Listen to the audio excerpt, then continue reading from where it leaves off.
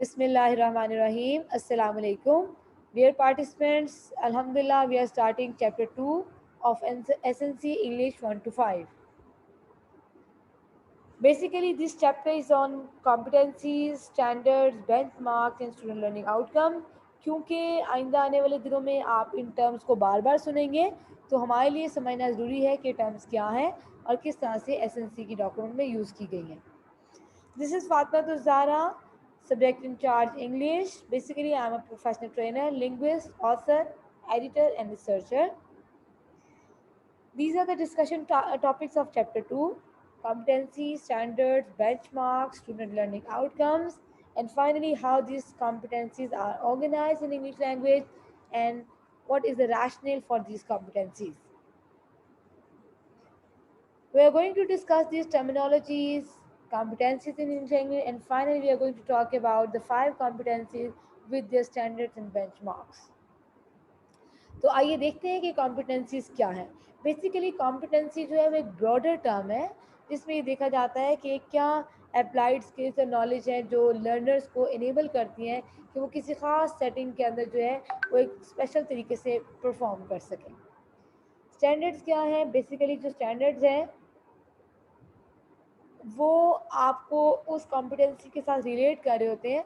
मिसाल के तौर पर अगर इस कॉम्पिटेंसी के अंदर जो है अगर आपसे रिक्वायर्ड है कि आप ओरल लैंग्वेज को फोकस करें तो ओरल लैंग्वेज के अंदर फर्दर जो उसकी क्लासिफिकेशन होगी वो स्टैंडर्ड्स होंगे. यहाँ पे कुछ टर्मिनोलॉजीज के कोड्स हैं. Competency with C, subsequent number of competency, standards, benchmarks, like this. Okay, so then comes benchmarks. Benchmarks क्या है? वो एक्सपेक्टेशंस हैं जो हम चाहते हैं कि हमारे लर्नर जो हैं उनकी हों. और फाइनली हमारे पास अब क्या आता है? Student learning outcome, SLOs. SLOs का नाम जो है वो आपने कई बार सुना होगा ट्रेनिंग्स में और अब आप बार बार सुनेंगे इस चीज़ को. What students will accomplish at the end of each unit. Each outcome is realistic, observable, achievable and measurable. जो एस एल ओज हैं वो इस तरह से होने चाहिए जो बच्चे अचीव कर सकें. अगर आप एक ऐसा एस एल ओ सेट कर दें जो एक बच्चे की एज के लिहाज से ऑब्जर्वेबल ही ना हो, अचीवेबल ही ना हो, तो उसका कोई फ़ायदा नहीं रहता. तो फाइनली हम देखते हैं कि किस तरह से कॉम्पिटेंसीज जो है 5 हमारे पास मौजूद हैं. इन 5 कॉम्पिटेंसीज के आगे क्या क्या स्टैंडर्ड्स हैं और किस तरह से हम इनको अचीव कर सकते हैं. आपने सुना होगा कि इंग्लिश लैंग्वेज टीचिंग के अंदर 4 बेसिक स्किल्स हैं: listening and speaking, reading and writing. अब ये 4 बेसिक स्किल्स को इन 5 कॉम्पिटेंसीज के अंदर किस तरह एम्बेड किया गया है इसको हम देख सकते हैं. यहाँ पर ओरल कम्युनिकेशन के अंदर लिसनिंग एंड स्पीकिंग इन्वॉल्व है. रीडिंग एंड क्रिटिकल थिंकिंग के अंदर रीडिंग इन्वॉल्व है. जो नंबर 3 और नंबर 4 स्किल है इससे बेसिकली जो राइटिंग स्किल है उसको फोकस किया गया. और जो 5th स्किल है हम इसको देखते हैं कि इस 5th स्किल के अंदर इन चारों स्किल्स को आप ले सकते हैं. सो यहाँ पर अगेन उसी चीज़ को डिस्कस किया गया है. जो 5th कॉम्पिटेंसी है वो बेसिकली इन 4 कॉम्पिटेंसीज के अंदर इम्बेड की गई है कि आपके पास जो टेक्स्ट है और एक्टिविटीज़ हैं वो एक चाइल्ड की personal, social, ethical and emotional development के साथ रिलेट होनी चाहिए. ठीक है. और इसके जो है वो 8 स्टैंडर्ड्स हैं और इन 8 स्टैंडर्ड्स के साथ जो है वो इसको आगे बाकी 4 कॉम्पिटेंसीज के साथ वो मैच किया जा सकता है. ओके, अब हम देखते हैं कि इन कॉम्पिटेंसी से क्या रैशनल है. Competency 1, oral communication skills. तो हम ये देखते हैं कि ओरल कम्युनिकेशन स्किल्स में क्या क्या स्टैंडर्ड्स आ जाते हैं, क्या इसके रैशनल है, कितना इंपॉर्टेंट है. और इसको जब हम यूज़ करते हैं अपनी लैंग्वेज की टीचिंग के अंदर, इसके बाद हम इसको असेस करते हैं, इसके बाद इसके रिजल्ट्स और फीडबैक्स दिए जाते हैं स्टूडेंट्स को, तो फिर हम इसको देखते हैं कि किस तरह से इम्प्रूव किया जा सकता है. सो इसमें बहुत सारी चीज़ें इन्वॉल्व हो जाती हैं कि आपने उसको आपकी जो कम्युनिकेशन है वो कॉम्प्रिहेंडिबल होनी चाहिए और आपको बहुत अच्छा लिसनर भी होना चाहिए इसके लिए और आपकी पार्टिसिपेशन होनी चाहिए कम्युनिकेशन के अंदर. तो आप फर्दर इसको देखेंगे डॉक्यूमेंट के अंदर. अभी हम इस स्लाइड शो के बाद इंशाल्लाह एसएलसी की डॉक्यूमेंट को भी देखेंगे. इस तरह स्टैंडर्ड्स हैं, स्टैंडर्ड्स के साथ किस तरह बेंचमार्क्स हैं और इसके बाद फर्दर 2 क्लासिफिकेशन है. ग्रेड 1 और 2 को एक सेक्शन में रखा गया है, ग्रेड 3 से लेकर 5 तक एक सेक्शन है. Second competency reading and critical thinking. Basically reading के अंदर आपकी reasoning, evaluation, problem solving, decision making और एनालिसिस का जो है वो एक कॉन्सेप्ट आ जाता है.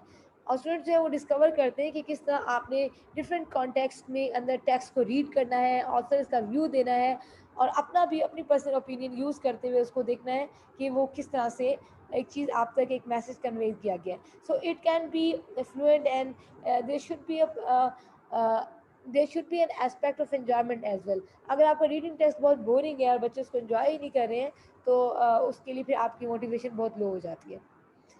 इस तरह से रीडिंग कॉम्पिटेंसी जो है इसके अंदर भी आपके स्टैंडर्ड्स हैं, ठीक है, आप ये देखिएगा स्टैंडर्ड्स मौजूद हैं। स्टैंडर्ड्स के साथ नीचे बेंच मार्क्स हैं, ग्रेड 1 और 2 के बेंच मार्क्स डिफरेंट है, ग्रेड 3 से लेकर 5 तक बेंच मार्क्स डिफरेंट है।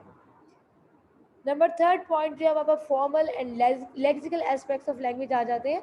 आप इन एस्पेक्ट्स में देखिए कि फॉर्म क्या है, एक लेटर की, एक वर्ड की, और इसके बाद इस फॉर्म को आप फर्दर जो है देखें, इसके बाद लेक्सिकॉन क्या है, क्या वर्ड्स हैं, क्या वोकैबुलरी आपके पास मौजूद है, और इन तमाम चीज़ों को यूज़ करते हुए किस तरह से आप एक अपनी जो एक आउटपुट है दे सकते हैं। जैसे आप देखते हैं कि राइटिंग और जो स्पीकिंग है, ये दोनों चीज़ कॉन्सेप्ट है वो आउटपुट है। एक स्टूडेंट जो है वो जो लर्न कर रहा है, इनपुट ले रहा है लैंग्वेज को, अब जब वो आउटपुट की फॉर्म में दे रहा है वो उसकी स्पीच है और उसकी राइटिंग है। तो स्पीच और राइटिंग है उसके अंदर जो एस्पेक्ट्स हैं, उसकी वोकैबुलरी कितनी स्ट्रॉन्ग है, क्या उसको मालूम है कि उसको किसी सिचुएशन में कैसे बात करनी है, टीचर के साथ उसकी लैंग्वेज क्या होगी, स्टूडेंट के साथ उसकी लैंग्वेज क्या होगी, फॉर्मल कॉन्टेक्स्ट से तो उसकी लैंग्वेज क्या हो सकती है। सो बेसिकली यहाँ पे सेंटेंसेस आ जाते हैं, यहाँ पे फोनेटिक्स आ जाते हैं, यहाँ पे वर्ड्स की फॉर्मेशन है, और यहाँ पे मीनिंग्स है कि मीनिंग्स किस तरह से ड्राइव किया जाता है किसी भी कम्युनिकेशन के अंदर। इस तरह इस कॉम्पिटेंसी के भी फॉर्मल लेक्सिकल एस्पेक्ट्स हैं, आप देखिए स्टैंडर्ड्स हैं और बेंचमार्क्स आ जाते हैं। नंबर 4 पर आपके पास राइटिंग स्किल है कि राइटिंग स्किल जो है वो उसमें क्या क्या एस्पेक्ट्स हैं, क्या क्या उसके स्टेप्स हैं, फ्लुएंट होनी चाहिए, एक्यूरेट होनी चाहिए, फोकस होनी चाहिए, जो भी डिमांड है एक टास्क की उस डिमांड को फुलफिल किया जाना चाहिए, और उसमें उनको पता होना चाहिए कि किस तरह वो अपने आइडियाज़ को एक्सप्रेस कर सकते हैं। राइटिंग स्किल में सबसे इम्पोर्टेंट चीज़ ये है कि आपको किसी चीज़ को कॉपी नहीं करना, आपने अपने पर्सनल आइडियाज़ को जब बताना चाहते हैं, दुनिया के साथ अपना पर्सनल व्यू शेयर करना चाहते हैं, आप उसको एक एक्सपर्टली आप उसको यूज़ कर सकें। फाइनली जो एक हमारे पास फिफ्थ कॉम्पिटेंसी है, appropriate ethical and social development. Basically इसका जो मेजर एस्पेक्ट है वो है, you need to know that you are going to be a global citizen. Now the world is not just in a country or in a village or in a remote area. The world is global. Now we can see people around the world, हम देख सकते हैं कि क्या हो रहा है। तो इस चीज़ को देखना कि किस तरह से क्या चीज़ें जो है वो सोशली एक्सेप्टेबल है, मॉरली एक्सेप्टेबल है, और किस तरह जो है स्टूडेंट को हम बहुत बहुत ज़्यादा एथिकली और सोशली स्ट्रॉन्ग कर सकते हैं। इस कॉम्पिटेंसी के अंदर भी आप देखते हैं कि किस तरह से जो है वो स्टैंडर्ड्स हैं, इनकी गाइडलाइंस हैं, और स्टूडेंट्स के लर्निंग आउटकम्स क्या हो सकते हैं। Thank you so much. यहाँ पर हमारा जो है पावर पॉइंट शो ख़त्म होता है, तो और इसके साथ अगर आप में से कोई भी रेफ़र करना चाहे एसएनसी की डॉक्यूमेंट को, तो वो हम आपके साथ डाउनलोड सेक्शन में शेयर कर देंगे। Thank you so much. So in this session we have discuss competencies, standards, benchmarks, and student learning outcome. So these terms are very much important, and basically the competency is the umbrella term, and all of the other terms are narrowing down the student learning outcome. Okay जी, Allah Hafiz.